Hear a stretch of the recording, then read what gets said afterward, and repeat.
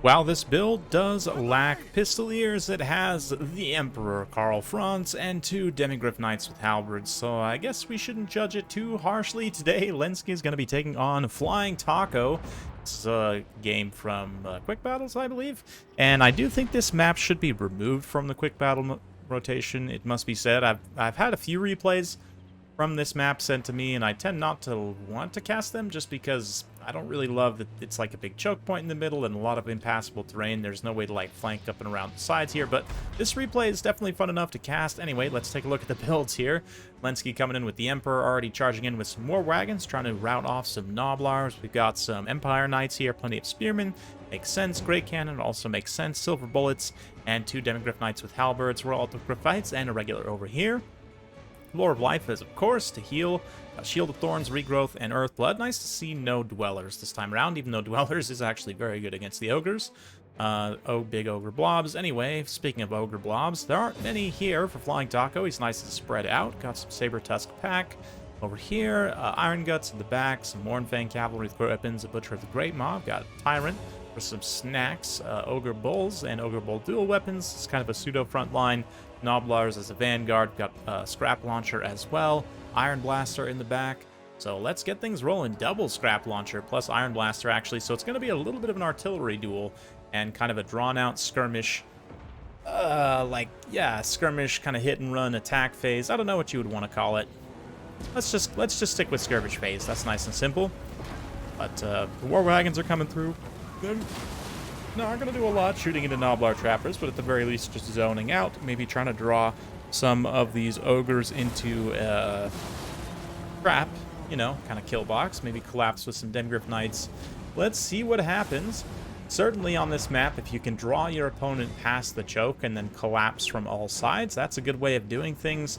It can be risky to push up to your opponent's side because they can do something similar to you, but let's see how the players play this out. Yeah, talking is hard sometimes, but that's okay. We're here to have some fun, right? War Wagons firing in. A nice hit on those Empire Knights from the Iron Blaster. Iron Blaster's got some good value so far. Nothing too crazy. But it's definitely going to want to try and shoot at some high-value targets. It looks like it's going after the cannon right now. Karl's got to be careful. He doesn't get hit by the overshot, but the Empire Knights charge in. They're going to get hit by the Noblar traps. Quite literally, the traps effect, which debuffs their charge bonus and charge speed and regular speed, so just not great. Then the Demis immediately come in the side. Going to clean up those Ogre Bulls. Karl also screening for this unit of Knights over here as they wheel around and try and collapse on these Bulls here. Karl might just terrify them away very quickly, though, as the Demigryph Knights do on this side. Will not terrify, but rout at the very least. Iron Blaster firing through, getting some very effective hits. I think it's, yeah, mostly focusing Demis at this point, which is definitely a good idea. They're going to kind of cycle charge in and out of the trees, though, and just punish any Ogre units that overextend into their space here. The Scrap Launchers, meanwhile, can fire up and over the trees and take advantage of some of this blocked line of sight to be relatively safe from the cannons here. Cannons, likewise, have taken some losses to their crew, but all four models are still online very critically. Looks like they're targeted at Bulls, not really wanting to waste time shooting at the artillery chariots of the Ogres, just tearing away models from whatever units they can draw a bead on, which is definitely the right call. War Wagons continuing to passively generate value here as they just kind of shoot at whatever comes within range, slowly pushing forward. And you can see how Lenski here kind of pushes up and secures this space, making sure he has lots of room to advance. He's got some forces to kind of screen this high ground force should they collapse downhill. And downhill charges in particular, I believe, are quite strong. Hills, I think, buff missile damage and charge bonus. They also affect vigor, but downhill charges generally do more damage. And I think your units move faster as well, which is part of the speed calculation. Likewise, if a unit model gets thrown a certain distance vertically, it just dies outright. So like there, that charge basically killed the entire unit of Noblar trappers because a lot of them got catapulted a great distance down the hill. So definitely Got to be careful against cavalry factions on maps with like this with a lot of slopes. And likewise, Empire's got to be careful of the Ogre Cavalry. Obviously, Ogre Cavalry has incredible mass and a great charge bonus. Ogre Charge as well. No, they don't actually have Ogre Charge. I forget. Only the Bulls do. But even still, Bulls, I mean, 44 charge bonus with Ogre Charge downhill. Definitely seems very scary. So, Lenski's got to play this patiently. Right now, he is doing so, moving up all of his supporting troops, making sure he's got everything all together. Cannon being so secure is one of the reasons why I'm not the biggest fan of this map. I think it'd be better if they were to open up like a lane here on this side, maybe put like a little bridge here that was pathable that you could cross, and then same thing on the low ground over here, like maybe they, I don't know, like again, maybe put a little bridge right here or something. I don't really know. Just make some ways to get around so that it's not like just a hard cutoff. I mean, you can Vanguard units in the corner, I guess, but that's incredibly risky, and I don't think, yeah, Saber-Tusks don't have Vanguard in multiplayer, so it's a little bit tough. But anyway, both of them are pretty close in terms of how much of their army is remaining left on the field. Winds of Magic-wise, also, there hasn't been too much spend on either side. But let's see, just like some cheap kind of Earthbloods and various stuff, but Karl's starting to get aggressive here. Just drops a nice charge on these bulls, and let's get in close. Watch the Emperor in 4K. I guess I should probably go with the Ultra Cinematic Cam, since the UI mod, unfortunately, doesn't quite hide itself all the way. Sound is bugging me out right now, as I guess I'm too close to the Lord, but the silver bullets are going to open up from the low ground, and although they are shooting uphill, they are shooting at massive Ogre models, the way they're kind of bunched up around Karl. He's popped Shield of Thorns on himself to reflect a bit of damage. He's got Healing, Galmaraz, and Reichland Runefang for all the stat buffs, anti-large. So with him and the guns working in tandem, they should be able to deal with not only the Mournfangs, but with the Tyrant himself.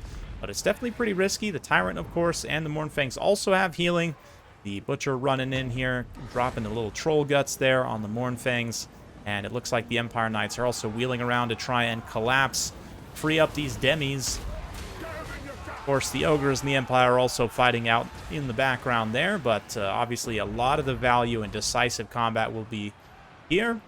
On the far side, Spearmen are mostly just moving up and screening, kind of fighting off attacks from Saber-Tusk packs, and the artillery chariots of Flying Taco here have mostly used up their ammunition. Iron Blaster has generated some great value. Scrap launchers, let's see, they haven't quite paid for themselves. I mean, one of them did not. They haven't had a lot of cheap infantry or expensive infantry, I should say, to shoot at. But the one that does shoot the silver bullets manages to pay for themselves. But even still, cavalry up on the high ground here is decisively charged uphill. Managed to get good surrounds on the Ogres. The support, of course, Karl with the cavalry together has long been a great combination. And I don't know what that was. Was that? The world was that? I have no idea. I guess that was the Thunder Mace? I don't know. Didn't really do much to Karl himself, but Iron Blaster is in a position to shoot, and as long as the Tyrant can hold his leadership here, should be able to get some damage on Karl, but I think at this point the Empire is in a pretty good position. These Iron Guts are way out of position. They could perhaps come and help, and if they had been in the right place, they could have maybe helped win this fight, but I'm not sure. Royal Author Gripfight's still quite healthy here. Karl and the Demis in a full surround. Oof, and the Iron Blaster having a hard time shooting even point blank uphill as the Royal Author Gripfights close the distance there. So at this point, Ogres are starting to fall behind about 1,200 points in terms of army left on the field. And again, the army damage values are a little bit in terms of the...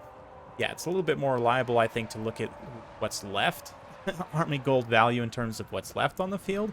Winds of Magic-wise, Taco still got quite a bit. Unfortunately, his caster has been terrified and is not really in a position to use any supporting magic. If he had his caster able to use up that magic, maybe healing up these Iron Guts in the late game, could turn things around. I mean, Karl is very low. He actually routs here, and the Jade Wizard, thankfully, is still alive, able to throw down another Earthblood there to heal up this blob of cavalry.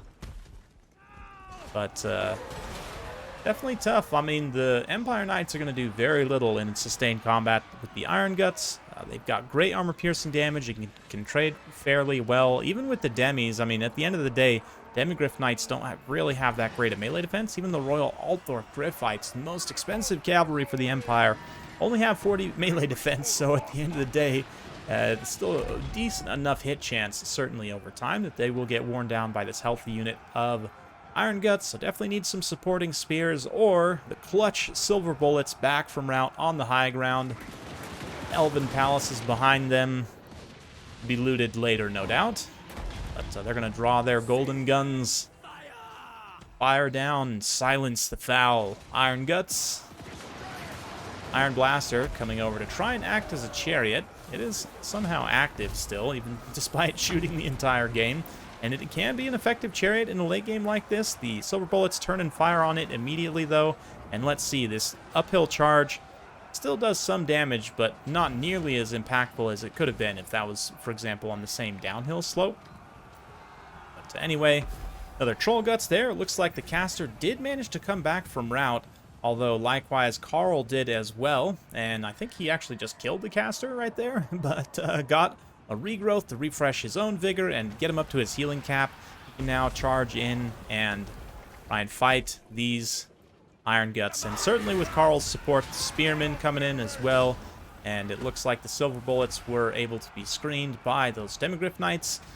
Looks like the Empire build is getting itself back together to put the finishing touches on Flying Taco's dreaded Ogres, so definitely a good game to both players. I would say this is a tough matchup for Ogres. I mean, Empire can kind of do quite a few different things here. I mean, obviously, Huntsmen are very scary, and they weren't even brought in this particular battle, but Karl himself is definitely quite potent in this matchup. Well, nice to see Demigryph Knights do decently. I don't know if any of them actually paid for themselves. I guess we'll see. But there you go. Victory for the Empire. Always nice to see there. And, yeah, I mean, the cannon definitely pays for itself. Karl does as well. I mean, pretty much. He might be just barely shy, but, excuse me, quite impressed with how much value the silver bullets were able to get, despite the Ogres having quite a bit of mobility. And I guess part of that is due to the terrain on that map. Part of that is due to them having stock, so they're not getting blasted on the approach and kind of in that initial skirmish cavalry phase. Empire Knights also performing fairly decently. And then Spearmen, I mean, just such a reliable, cost-effective unit to have against Ogre Kingdoms, honestly. Our Flying Taco's side, I mean, we saw there, the Iron Blaster did a really great job. Hornfang Cavalry also very cost-effective against Empire Cavalry. Iron Guts trade fairly well.